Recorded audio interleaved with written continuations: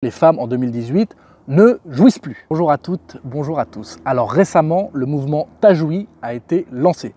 Alors il s'agit d'un groupe qui recueille les avis, disons les mécontentements des femmes au sujet de leur manque de jouissance et d'extase au lit. Donc c'est un phénomène qui a pris énormément d'ampleur en très peu de temps, plus de 130 000 abonnés je crois à leur compte Instagram, donc en très peu de temps. Donc c'est bien qu'il y a un réel problème en France à ce sujet-là. Les femmes en 2018 ne jouissent plus. Ok. J'ai donc pour vous trouvé la solution, mesdames. Je vais instaurer le permis de faire jouir. Alors tout homme possédera au départ 12 points. Et évidemment, après chaque infraction, il se verra retirer des points. Alors la première infraction au code anal, je l'ai nommée le rat sans queue. C'est quand la femme n'arrive à avoir absolument aucune jouissance. Donc l'auteur de ce crime, puisque c'est un criminel, se verra bien évidemment dépossédé de son permis de faire jouir sur le champ. Alors la deuxième infraction, que j'ai baptisée le lapin dépressif, c'est quand la femme jouit, on va dire, à moitié. Il y a une demi-jouissance, un demi-orgasme. Alors là, il y aura seulement 3 points. 3 points en moins. Alors la troisième infraction, je l'ai appelée le coup du cobra constipé, mais protégé. Donc c'est quand, pareil, il y a une sorte de demi-jouissance pour la femme, mais que le monsieur en question avait la capote. Donc là, seulement moins 2 points. La quatrième infraction, je l'ai baptisée le crustacé muet. C'est quand le volume sonore de la femme n'atteint pas les 70 décibels au cours de l'acte. La sanction pour ce délit est de 1 point. Dans mon extrême grande générosité, je permets de récupérer des points. Alors c'est en cas de combo dit du Rocco Siffredi sur béquille. Donc c'est quand la femme devient une sorte de fontaine de jouvence et que son niveau de nuisance sonore atteint minimum les 95 décibels. En cas de ce combo-là, 2 points en plus, non 1 point en plus. Alors ce sera les agents de la force lubrique qui constateront les infractions au code anal.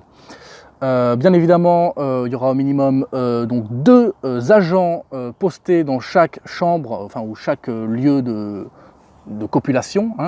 Donc ils auront minimum un appareil de prise de son et un appareil, donc une caméra infrarouge pour voir dans le noir. Alors ces agents pourront dresser les PV pendant l'acte ou a posteriori après avoir vu les bandes. Alors bien entendu, conformément à la charte du respect de la grosse truie à sécher, nos agents seront dans l'obligation de fournir du lubrifiant en cas de nécessité. Alors on va me dire, qu'est-ce qui se passe en cas de retrait du permis de faire jouir? Alors, il faut savoir que le mâle fautif, le mâle qui n'aura plus son permis de faire jouir, sera dans l'obligation d'aller dans un camp de redressement pour bande mou. Alors bien évidemment, ai-je besoin de le rappeler, les déserteurs seront amputés de leur partie génitale et ils seront lynchés en place publique à coups de livres de Nabila et de Christine Angot. Alors ce séjour durera 3 mois. Il sera composé de 4 grands axes. Alors le premier grand axe, c'est la dévirilisation positive. Alors les bandes mous seront amenés à suivre des cours de dandinage de fion, des tutos make-up, des tutos de maquillage, des cours de shopping aussi. Alors, le deuxième point, ce sont les activités créatives, primordiales. Alors, tous les bandes mous, tous les mâles impuissants qui suivront donc cette rééducation seront dans l'obligation de participer à des ateliers de création et dégustation de plugs en pâte à modeler. Ils seront également dans l'obligation de participer à des stages de spéléologie en grotte humaine profonde. Grotte humaine profonde. Grotte humaine profonde. Le troisième point, ce sera les cours d'éducation sexuelle non binaire.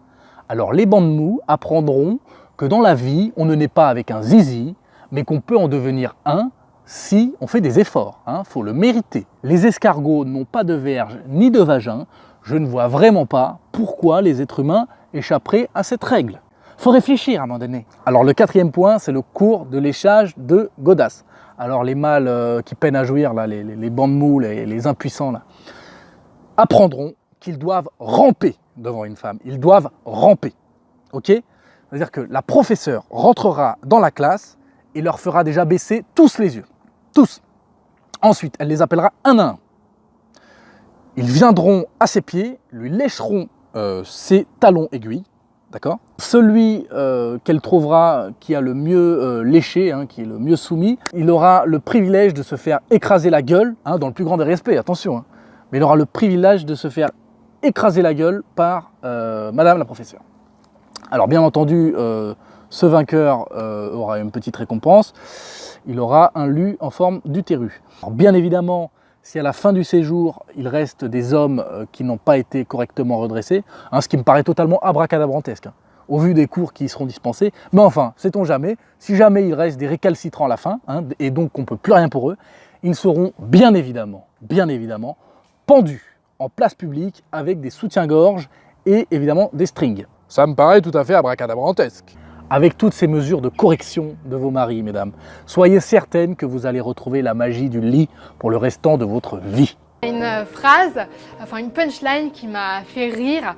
C'est une femme qui m'envoie: s'il y a des poils là où il met la langue, c'est qu'il ne devait certainement pas être au bon endroit. Et vu qu'il y a une injonction à avoir un pubis totalement épilé, je trouvais que c'était très bien vu et très sarcastique. Les femmes témoignent et les hommes posent beaucoup de questions et me demandent comment faire.